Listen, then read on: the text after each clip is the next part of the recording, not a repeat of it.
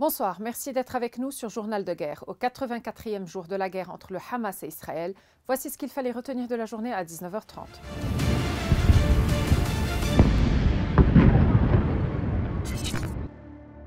Nous commençons avec la situation à la frontière libano-israélienne.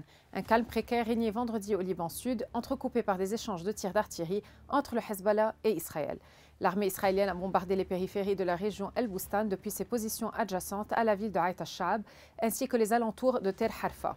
Elle a également effectué des raids aériens sur les périphéries de Naoura, Oued Hamoul, Yaron, Khiem et Aït Haroun, ciblant une voiture comme sur Kfar Kela.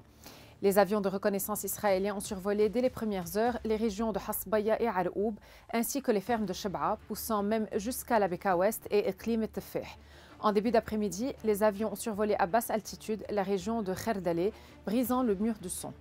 De son côté, le Hezbollah a annoncé avoir visé à 2 reprises la position Hadeb Yaron, ainsi qu'une grue transportant du matériel, notamment d'espionnage, dans les fermes de Doviv.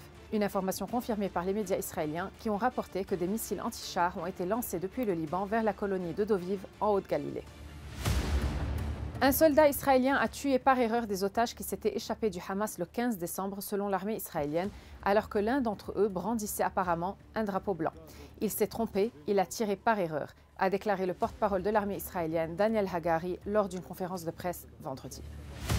Le bilan humain depuis le début de la guerre à 19h30 heure de Beyrouth. Du côté israélien, 1200 morts sont officiellement recensés par l'État hébreu depuis début novembre, un chiffre qui n'a toujours pas changé selon les données publiées par le ministère des Affaires étrangères israélien. Du côté de Gaza, le ministère de la Santé a recensé près de 21 507 morts parmi les Palestiniens depuis le 7 octobre. Des Arabes et des Israéliens se sont rassemblés à Tel Aviv pour réclamer un cessez-le-feu à Gaza, alors que les forces israéliennes continuent de bombarder la bande de Gaza.